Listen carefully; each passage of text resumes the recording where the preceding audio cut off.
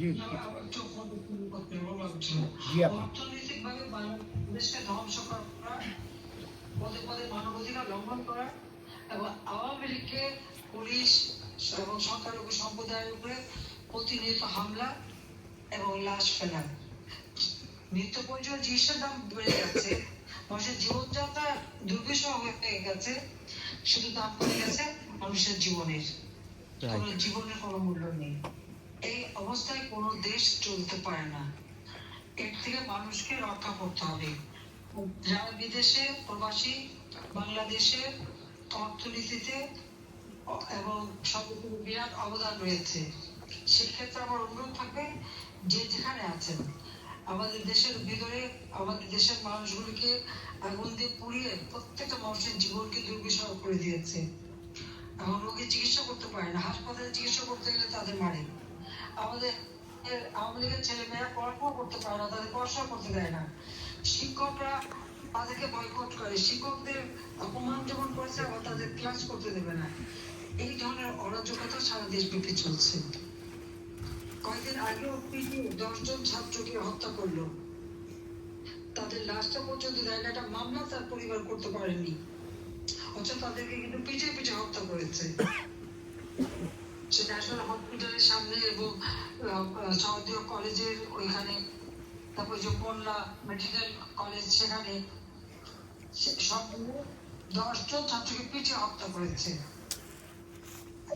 এই অরাজকতার থেকে দেশকে বাঁচাতে হবে, কারণ মানুষের ন্যায় বিচার পাওয়ার অধিকার নাই। প্রত্যেকটা মানুষের জীবন আজকে দুর্বিষহ করতেছে এবং মিথ্যা মামলা দিচ্ছে। সবচেয়ে বড় কথা, আমরা যুদ্ধাপরাধীদের বিচার করার জন্য যে ইন্টারন্যাশনাল ক্রিমিনাল কোর্ট গঠন করা হয়েছিল আইসিটি, এখন আমাদেরকে সেইখানে আমাদের নাকি বিচার হবে কেন?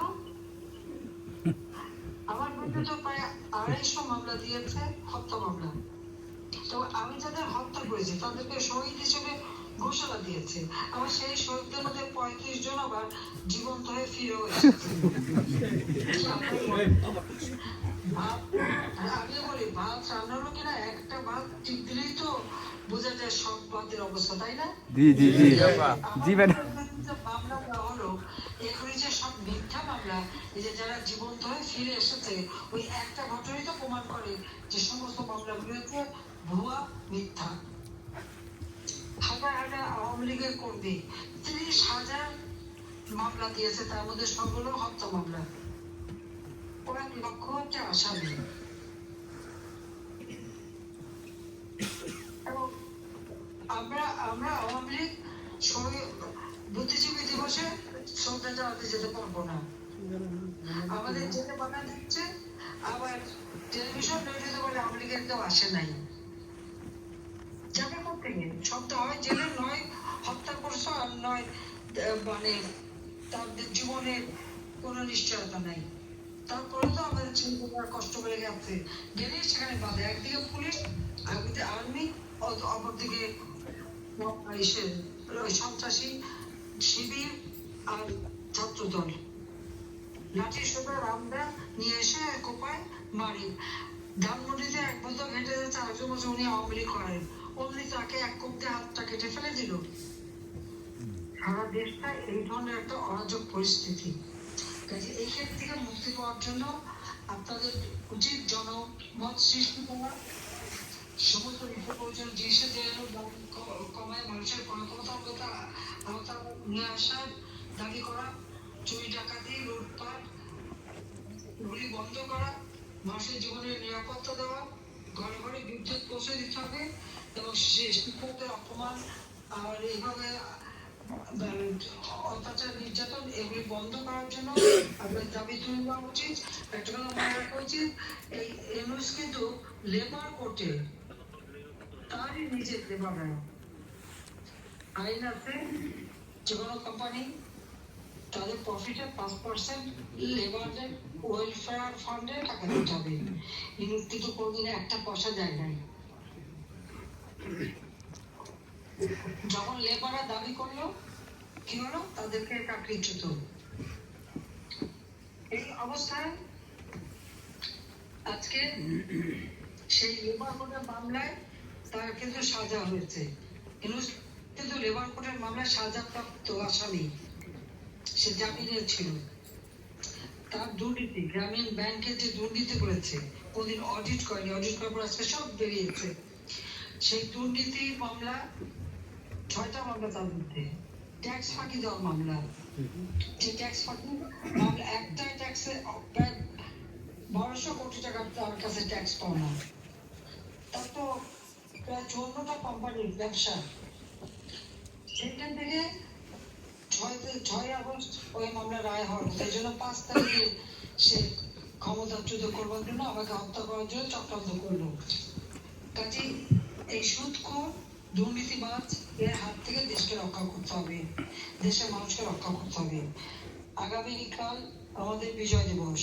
এই বিজয় দিবসে প্রত্যেকে এক হয়ে কাজ করতে হবে এবং দেশের ভিতরে যারা আছে, দুর্বিষহ জীবনযাপন করছে, প্রবাসীরা যা পারবেন তাদেরকে একটু সাহায্য করতে হবে, তাদের পাশে দাঁড়াতে হবে এবং জনমত সৃষ্টি করতে হবে।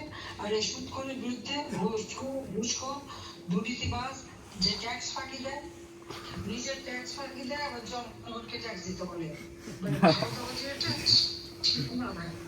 কাজে ভাওতাবাজির হাত থেকে দেশকে রক্ষা করবার জন্য সকলকে ঐক্যবদ্ধ থাকতে হবে। আমি সেটাই বলবো। ধৈর্য ধরে আমার বক্তৃতা দেওয়া শোনার জন্য অনেক অনেক ধন্যবাদ জানাচ্ছি। আর সবাইকে আমার শুভেচ্ছা। ইনশাআল্লাহ বাংলাদেশ আবার মুক্ত হবে, দেশের মানুষের গণতান্ত্রিক অধিকার ফিরে পাবে, অর্থনৈতিক মুক্তি আসবে, উন্নয়নশীল দেশ হিসেবে আমাদের যা অগ্রগতি থাকবে এবং আমরা 2041 সালের মধ্যে স্মার্ট বাংলাদেশ গড়ে তুলে জাতির পিতার স্বপ্ন পূরণ করবো। আর এই প্রতীকে আমরা আজকে নেব বিজয় দিবস সামনে রেখে, লাখো শহীদের রক্ত বৃথা যেতে পারে না। আজকেই শুনলাম একজন সমাধানকারী বলছেন লাশ তুলে পরীক্ষা করা যাবে না। এখানে একটা প্রশ্ন আমার, এই কথা আপনারা একটু গভীরভাবে শুনুন। তারা কেন বলছে যে লাশ উপরের থেকে তুলে পোস্টমর্টম করা যাবে না বা পরীক্ষা করা যাবে না? কোনো পরিবার যদি চায় বা মামলার ক্ষেত্রে যদি চায়, তো অবশ্যই লাশের পোস্টমর্টম করা যাবে, কিন্তু তারা দিতে চায় না। কেন জানেন? কারণ এই হত্যাগুলি এরা নিজেরা ঘটিয়েছে। ওই যে সমন্বয়ক বক্তৃতা দিচ্ছে, এরাই এই কিলিং এজেন্ট নিয়োগ করেছে, এরাই ওই মিছিলে ক্লোজ রেঞ্জে গুলি করে হত্যা করে সরকারের উপর দায়িত্ব, আওয়ামী লীগের উপর দায়িত্ব দিয়ে আওয়ামী লীগ হইতে মিথ্যা মামলা দিয়েছে, এরাই হত্যাকারী। সে কারণেই তারা লাশ তুলে পড়ে পোস্টমর্টম করলে পরে আসল সত্যটা বের হয়ে যাবে। এবং ওই যে বিশেষ স্নাইপার রাইফেল এবং গুলি, এগুলি কে জোগাড় করেছে? এগুলি তো ইউনূসই জোগাড় করে দিয়েছে।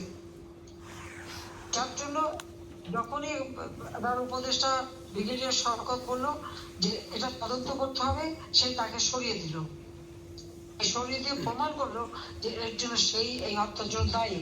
কাজে গণহত্যা শেখ হাসিনা করে নাই, গণহত্যা ইউনূস তার মেটিকুলাসলি ডিজাইনের মাধ্যমে মাস্টার মাইন্ডের দ্বারা এবং সমন্বয়কদের দ্বারা কিলিং এজেন্ট নিয়োগ করে এই গণহত্যা চালিয়েছে।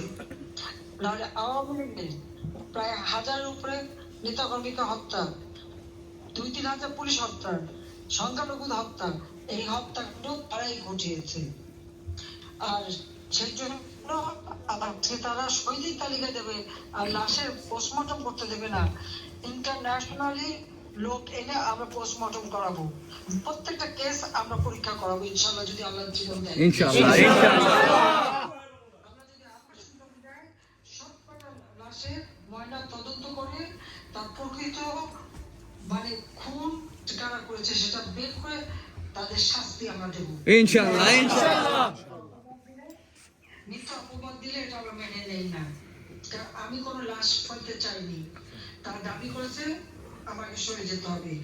ঠিক আছে, আমি যদি প্রয়োগ করতাম, হ্যাঁ আমি তাহলে থাকতে পারতাম ক্ষমতায়, কিন্তু আমি ওই লাশের উপরে লাশ ফেলে ক্ষমতায় থাকতে চাইনি। যে এবং আমাদের যে হত্যার চক্রান্তটা করা হয়েছিল, মাত্র 20-25 মিনিটের জন্য আমি বেঁচে গিয়েছিলাম। আমি একটা বিশ্বাস করি 21 আগস্ট গ্রেনেড হামলা ওই চট্টগ্রামে সরাসরি গুলি বা হোটেল পাড়া বোমা এবং এমনকি 15 আগস্ট আমরা যে বেঁচে গেছি, আল্লাহ নিশ্চয়ই কোনো ইচ্ছা আছে, ঈশ্বর আছে, জনগণের দোয়া এবং আল্লাহর সহায়তায় আমি বেঁচে গেছি। আজকে যারা যুদ্ধপরাধীদের শাস্তি দিয়েছি, খুনিদের শাস্তি দিয়েছি, আর ওই তাদেরই যারা স্বাধীনতা আজকে তারা যে ক্ষমতায় বসে তাদের চেহারাগুলি জাতির সামনে যেন অসুখ চেহারা গরিবের রক্ত চুষে সেই টাকা ব্যবহার করে আন্তর্জাতিক মুনাফা নিয়ে যারা সাধু সেজেছিল তাদের আসল চেহারাটা মানুষের সামনে এখন ফুটে উঠেছে। এই আসল চেহারাগুলি চিহ্নিত করা এবং আগামীদের জন্য তাদের শাস্তি দিতে পারি, সেজন্য আল্লাহ আমাকে বাঁচিয়ে রেখেছে, এটা আমি বিশ্বাস করি। সেই বিশ্বাসের চোখে ওই অবৈধভাবে ক্ষমতা দখলের জন্য এবং এই মানুষ হত্যার জন্য ওই ইউনূস, সমন্বয় এবং তার যে জামাত শিবির এবং জঙ্গি, এদের বিচার বাংলার মাটিতে আবার হবে হবে ইনশাআল্লাহ। আমার বিশ্বাস আছে আপনারাও সেগুলো জনমত তৈরি করেন, মানুষের পাশে দাঁড়ান, সব ধরনের সহযোগিতা করেন এবং আন্তর্জাতিকভাবে এই ইউনূসের দুর্নীতি, গণহত্যা করা এইগুলি তুলে ধরেন। কারণ গ্রামীণ ব্যাংক আর ইউনূসের দুর্নীতি আপনারা এই মধ্যে পাবেন। নির্ভীক মজুমদার খুব চমৎকারভাবে সেগুলো উপস্থাপন করে সিরিজ একটা করে কয়েকটা সিরিজে সারা বিশ্বের কাছে তুলে ধরবে কিভাবে এই লোক দুর্নীতি করে গেছে, টাকা লুটে গেছে, সারা বিশ্বে এত ব্যবসা কিভাবে করেছে সেটা আমার কাছে সব রকমের সেগুলো আমি বের করে দিচ্ছি। কাজে দেশটাকে তৃণমূলের তারা দেবো না ইনশাআল্লাহ। আমার বাবা কবির বলে দিয়ে গেছেন, আর এই দেশে আর্থসামাজিক উন্নতি আমি করেছিলাম, আজকে সেই দেশকে ধ্বংসের পথে নিয়ে যাচ্ছে, এদের খবর নাই। বাংলাদেশের জনগণই এদের বিচার করবে, সবাই ভালো থাকেন। তরুণদের বক্তৃতা শোনার জন্য অনেক অনেক ধন্যবাদ জানাচ্ছি। খোদা হাফেজ।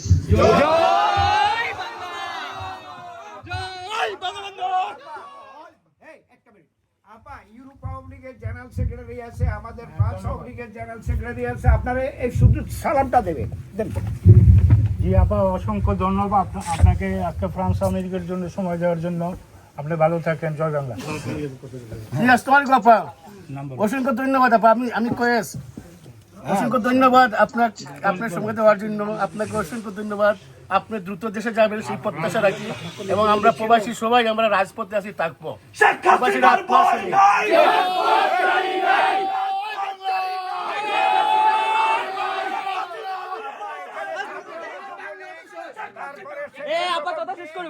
শ্রমিক লীগ সবাই এখানে, সবার উপস্থিতি অনেক লোক আপা, অনেক লোক। তো আপনাকে আবারও সালাম, ধন্যবাদ। জয় বাংলা, জয় বাংলা, জয় জননেত্রী শেখ হাসিনা।